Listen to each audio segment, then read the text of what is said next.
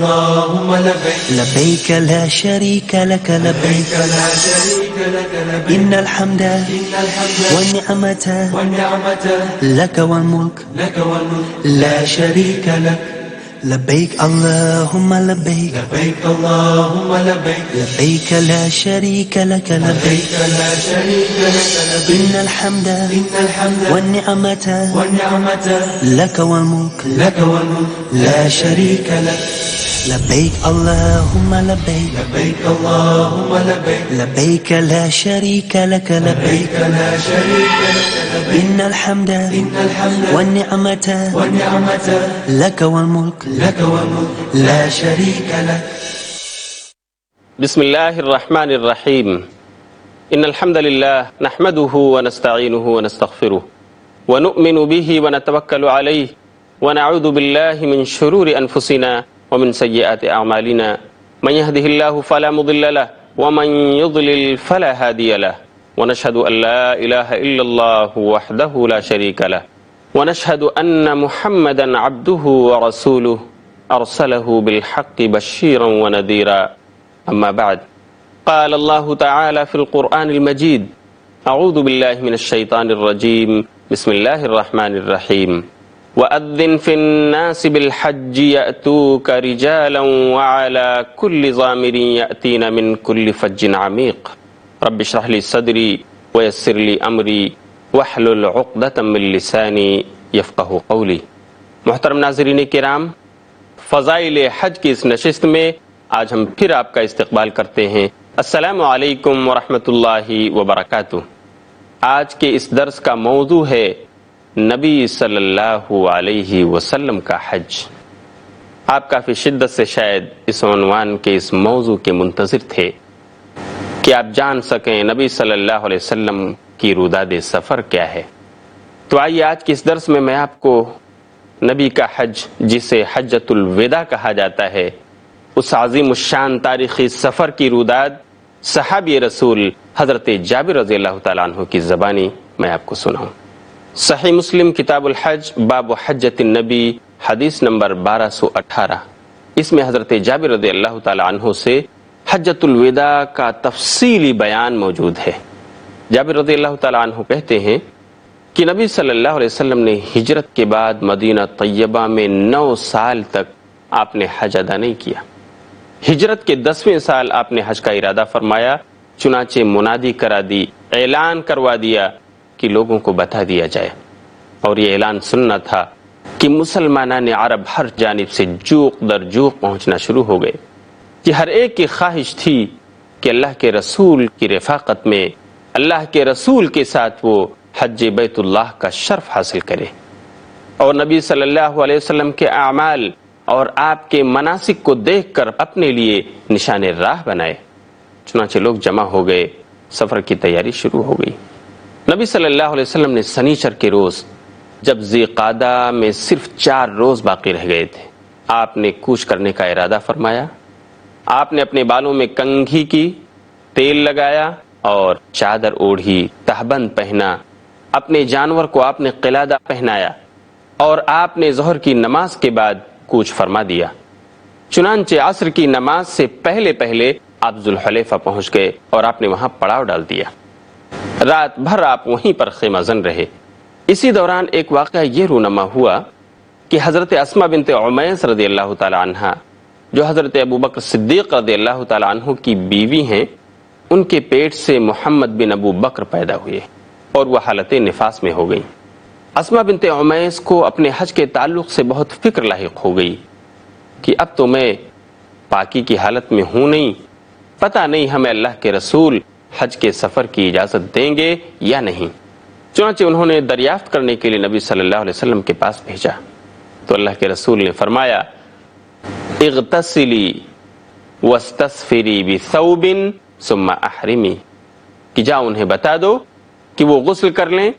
اور خون بہنے کی جگہ کو کپڑے سے اچھی طرح باندھ لیں، واحرمی، اور پھر احرام پہن لیں. چنانچہ حضرت اسماء بنت عمیس رضی اللہ تعالی عنہا نے ایسا ہی کیا. محمد بن ابو بکر کی پیدائش کے بعد بھی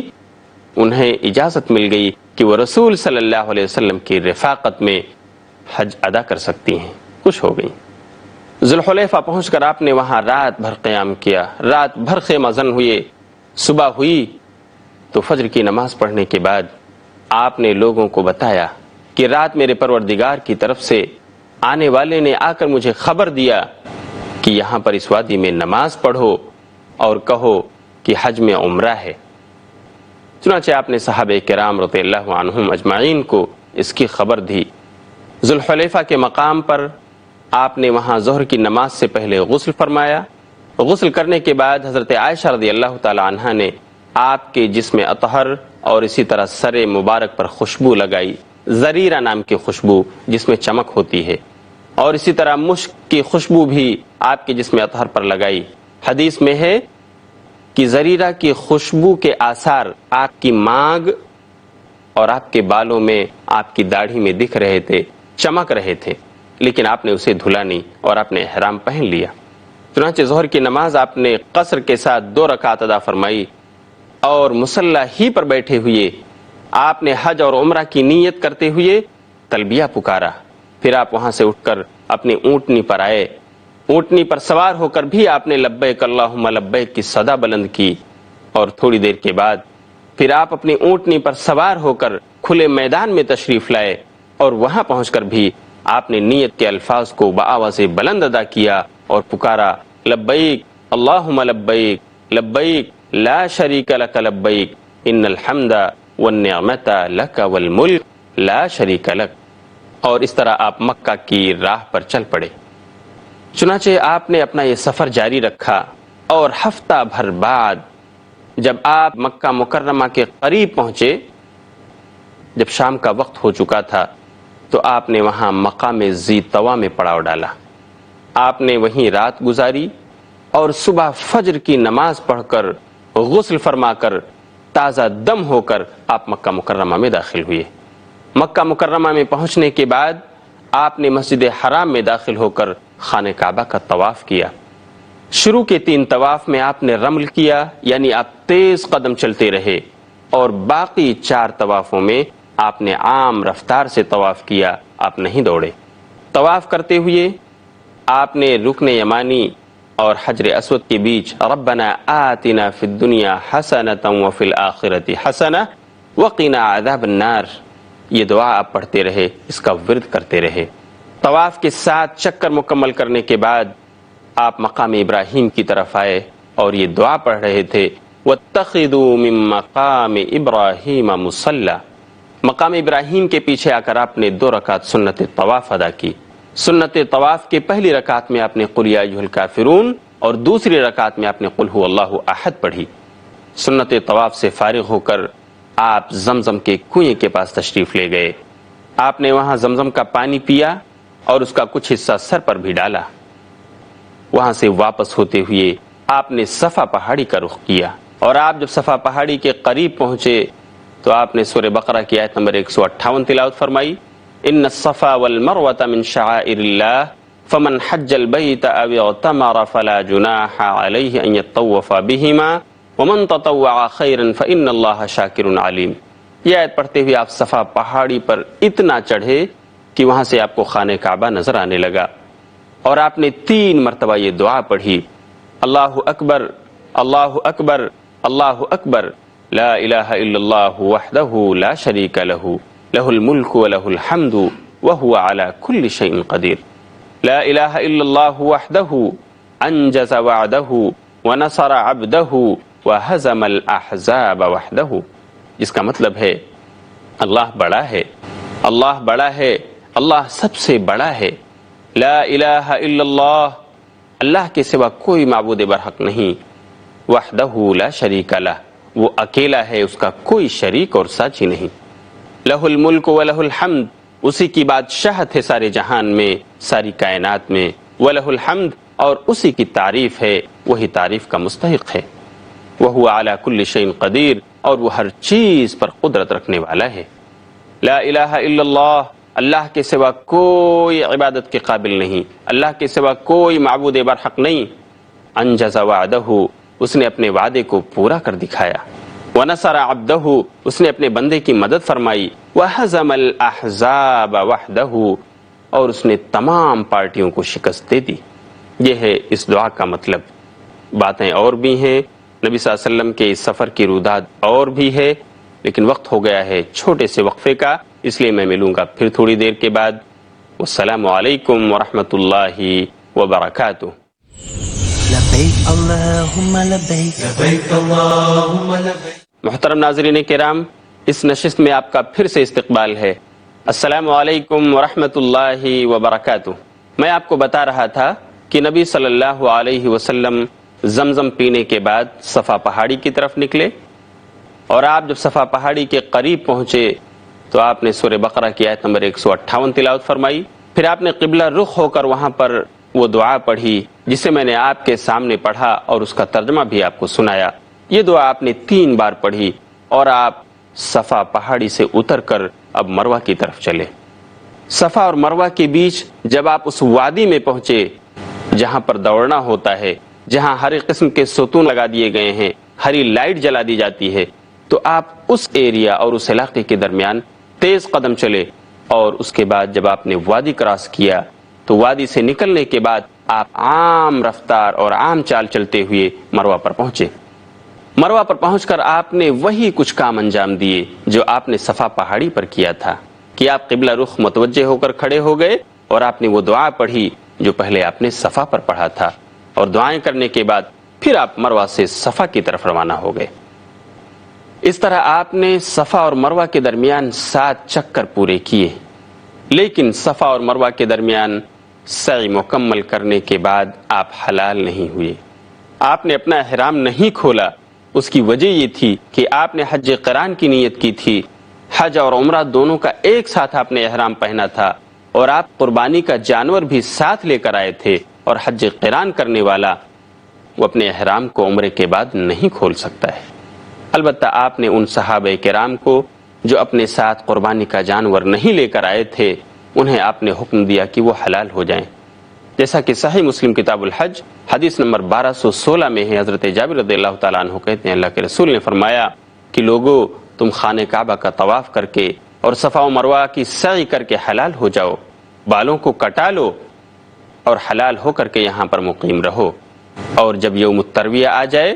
یعنی 8واں ذی الحجہ آ جائے حج کی تاریخ، تو تم پھر سے حج کا احرام پہن کر تلبیہ پکارتے ہوئے منی نکلو۔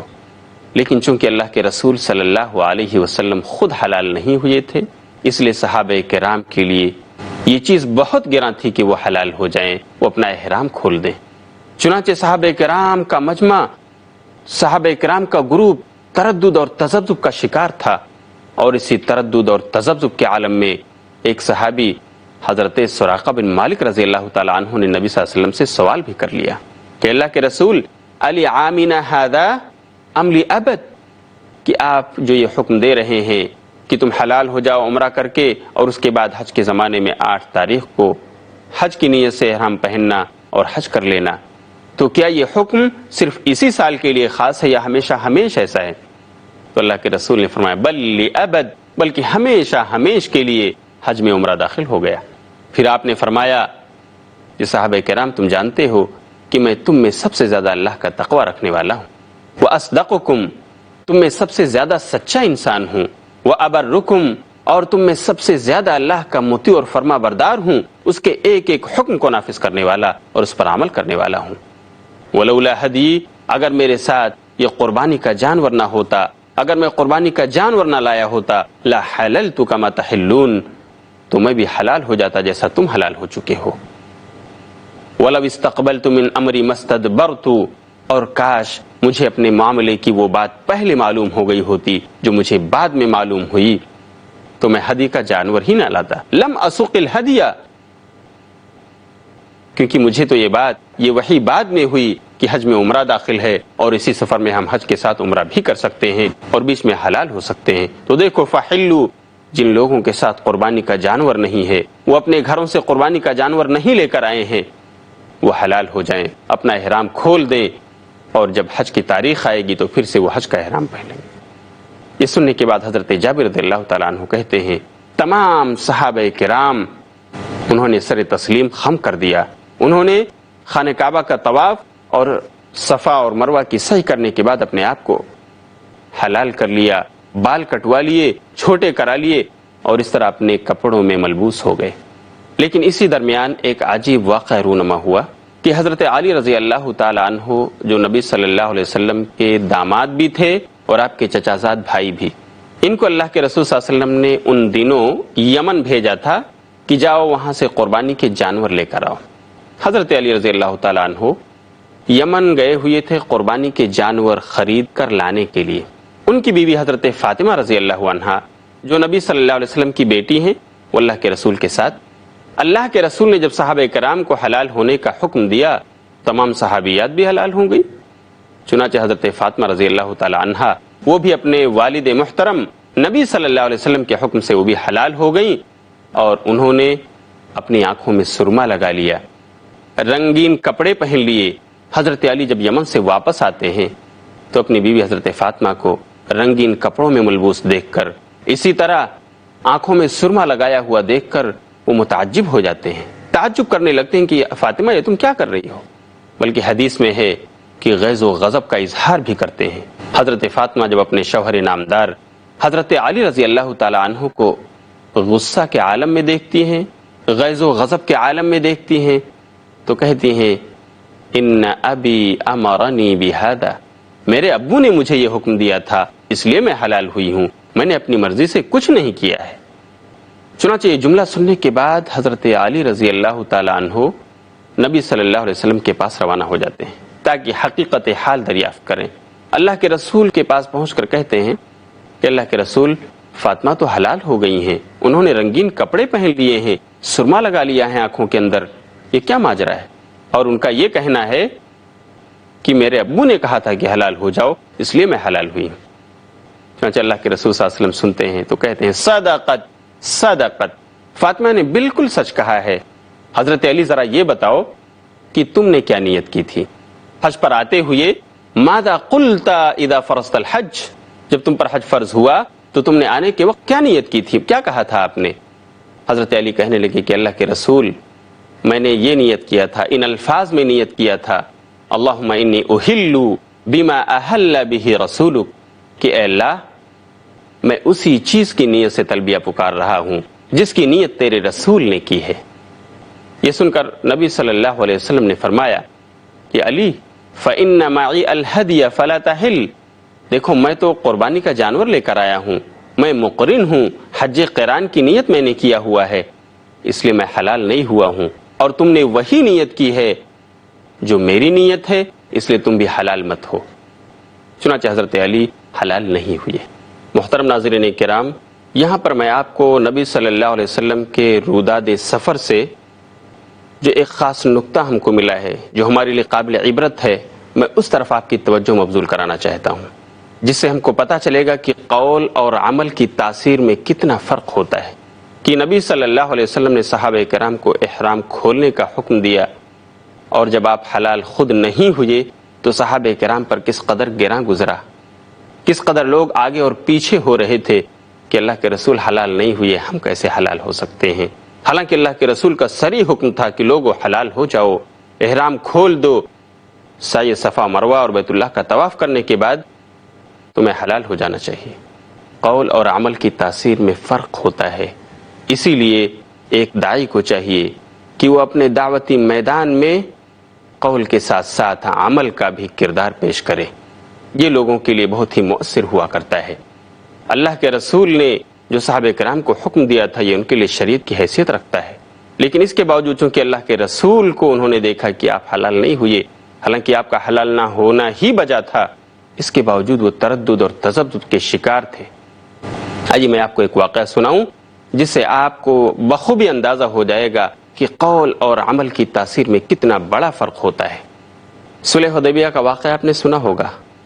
کہ نبی صلی اللہ علیہ وسلم صحابہ کرام کے ساتھ مکہ کے ارادے سے نکلے۔ ذوالحلیفہ کے مقام پر آپ نے اور آپ کے صحابہ کرام نے عمرہ کی نیت سے احرام پہنا اور تلبیہ پکارا، اور چلتے ہوئے جب آپ مقام حدیبیہ پر پہنچے جو مکہ سے قریب ہے تو وہاں کے مشرکین اور کفار نے آپ کو روک دیا اور کہا کہ ہم آپ کو طواف نہیں کرنے دیں گے۔ چنانچہ ہوا یہ کہ وہاں پر فریقین میں مذاکرات ہوئے، نبی صلی اللہ علیہ وسلم اور کفار و مشرکین کے درمیان باتیں ہوئیں، صلح و مصالحت کے مذاکرات قائم ہوئے، اس کا نتیجہ یہ نکلا کہ ایک صلح پر لوگوں نے اتفاق کر لیا۔ وہ صلح یہ تھی کہ اس سال مسلمان واپس چلے جائیں، وہ عمرہ نہیں کریں گے، اگلے سال واپس آ کر وہ اس عمرے کی قضا کریں گے، اس عمرے کو پورا کریں گے۔ صحابہ کرام کے لیے یہ حکم بہت گراں تھا، وہ لوگ بالکل جذبات میں تھے کہ ہم اتنی بڑی تعداد میں مدینہ سے چل کر کے آئے ہیں خانہ کعبہ کا طواف کرنے کے لیے، اور ہمیں چھیڑا جا رہا ہے، اور ہم اس قدر دبے انداز میں صلح کر رہے ہیں جبکہ ہم ان کو سبق سکھا سکتے ہیں۔ بہرحال نبی صلی اللہ علیہ وسلم نے صحابہ کرام کو سمجھایا اور کہا کہ دیکھو اب ہمیں اسی صلح پر عمل کرنا ہے، تو ہم اپنے اپنے جانوروں کو قربان کر دیتے ہیں اور حلال ہو جاتے ہیں۔ آپ نے صحابہ کرام کو حکم دے دیا کہ دیکھو تمہارے جانور قربان ہو گئے، اب تم اپنے اپنے سروں کو مڈا لو، چھلا لو اور اپنے احرام کھول دو۔ لیکن صحابہ کرام ہیں کہ وہ ٹکاٹک تک رہے ہیں، وہ جذبات کے عالم میں ہیں کہ آخر ہم کیوں حلال ہو جائیں، آخر ہم کیوں احرام کھول دیں، ہم اتنا دب کر کے صلح کیوں کریں جبکہ ہم حق پر ہیں اور خانہ کعبہ کا طواف کرنے آئے۔ صحابہ کرام کو جب اس تردد کے عالم میں اللہ کے رسول نے دیکھا تو اپنی بیوی حضرت ام سلمہ رضی اللہ تعالی عنہا سے جا کے مشورہ کیا کہ ام سلمہ ذرا بتاؤ میں کیا کروں، میرے صحابہ جو میرے ایک ایک حکم پر، ایک ایک اشارے پر اپنی جانیں دینے کے لیے تیار رہتے ہیں، آج میں انہیں دیکھ رہا ہوں کہ جب میں انہیں احرام کھولنے کا، اپنے سر مڈانے کا حکم دے رہا ہوں کہ سر مڈا لو، چھلا لو اور حلال ہو جاؤ، احرام کھول دو، تو ان پر سناٹا چھایا ہوا ہے، کوئی اس کے لیے تیار نہیں۔ حضرت ام سلمہ رضی اللہ عنہا نے مشورہ دیا کہ اللہ کے رسول یقیناً وہ جذبات کے عالم میں ہے، تو آپ ایسا کرو، آپ کسی کو حکم مت دو، آپ جاؤ اور سب سے پہلے اپنا سر آپ مڈا لو اور اپنا احرام کھول دو، انشاءاللہ سارے کے سارے لوگ ایسا کریں گے۔ حضرت ام سلمہ رضی اللہ تعالی عنہا کا مشورہ بہت ہی اچھا مشورہ تھا، اللہ کے رسول کو سمجھ میں آیا اور آپ نے کہا ٹھیک ہے ام سلمہ میں ایسا ہی کروں گا، اور آپ گئے، آپ نے اپنے سر کو چھلایا، احرام کھولا۔ یہ دیکھنا تھا کہ سارے صحابہ کرام ایک دوسرے کا سر موڑنے لگے، چھیلنے لگے اور احرام کھولنا شروع کر دیا۔ پیارے ناظرین کرام، یہ واقعہ ہمارے لیے درس عبرت ہے کہ اگر ہم دعوتی فیلڈ میں کام کر رہے ہیں، ہم داعی دین ہیں، تو ہمیں قول کے ساتھ عمل کے کردار کا بھی مالک ہونا چاہیے، اور اگر ہمیں کبھی ایسی ضرورت پیش آ جائے کہ ہم اپنے قول سے لوگوں کو قائل کرنا چاہتے ہوں تو وہاں پر ہمیں اپنے عمل کا تضاد نہ نظر آئے، ایسا نہ ہو کہ سامنے والا مدعو ہم پر یہ اعتراض کر بیٹھے کہ آپ قول کے داعی تو ہیں لیکن آپ کے یہاں عمل نہیں۔ اس لیے میں اس ایپیسوڈ کے اخیر میں دعا کروں گا کہ اللہ رب العالمین ہمیں نبی صلی اللہ علیہ وسلم کے حج کے طریقے کے مطابق اپنے اعمال حج ادا کرنے کی توفیق عطا فرمائے اور ہمیں قول کے ساتھ عمل کا بھی حامل بنائے۔ انشاءاللہ اگلے درس میں پھر ملاقات ہوگی۔ آپ دیکھتے رہیے فضائل حج۔ وآخر دعوانا ان الحمدللہ رب العالمین، والسلام علیکم ورحمۃ اللہ وبرکاتہ۔ لبيك اللهم لبيك لبيك اللهم لبيك لبيك لا شريك لك لبيك لا شريك لك لبيك إن الحمد والنعمة والنعمة لك والملك لك والملك لا شريك لك لبيك اللهم لبيك لبيك اللهم لبيك لبيك لا شريك لك لبيك لا شريك لك لبيك إن الحمد والنعمة والنعمة لك والملك لك والملك لا شريك لك لبيك اللهم لبيك لبيك اللهم لبيك لبيك لا شريك لك لبيك لا شريك لك لبيك إن الحمد والنعمة